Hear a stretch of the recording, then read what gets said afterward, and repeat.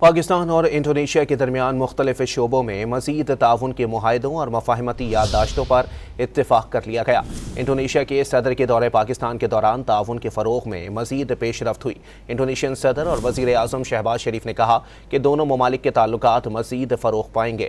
پاکستان اور انڈونیشیا نے غزہ کی صورتحال پر بھی یکساں موقف کا اظہار کیا۔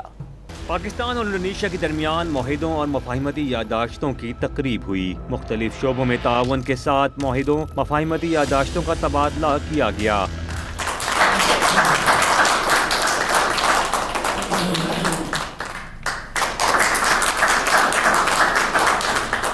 اعلیٰ تعلیم، چھوٹے اور درمیانی کاروبار کی ترقی، منشیات، اسمگلنگ کی روک تھام، حلال تجارت، میڈیکل، صحت، ووکیشنل ٹریننگ کے شعبوں میں تعاون پر اتفاق کیا گیا۔ وزیر اعظم شہباز شریف نے کہا کہ پاکستان اور انڈونیشیا کے تعلقات ہر آزمائش پر پورے اترے۔ غزہ میں اسرائیل کی طرف سے جنگ بندی کی خلاف ورزیاں قابل مذمت ہیں۔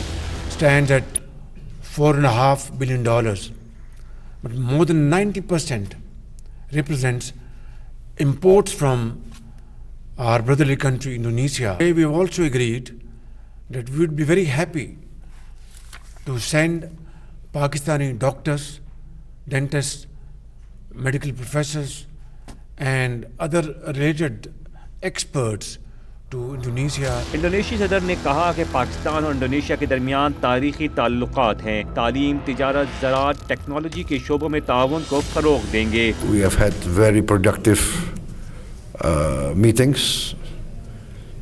We have achieved many agreements on various fields.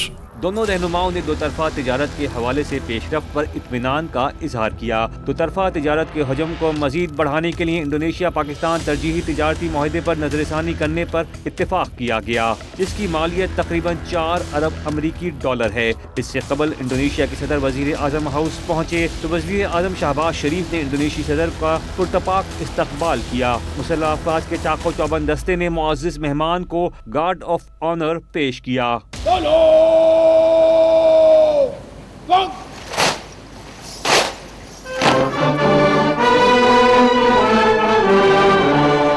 Indonesia کی صدر نے وزیر اعظم ہاؤس کے احاطے میں پودا بھی لگایا۔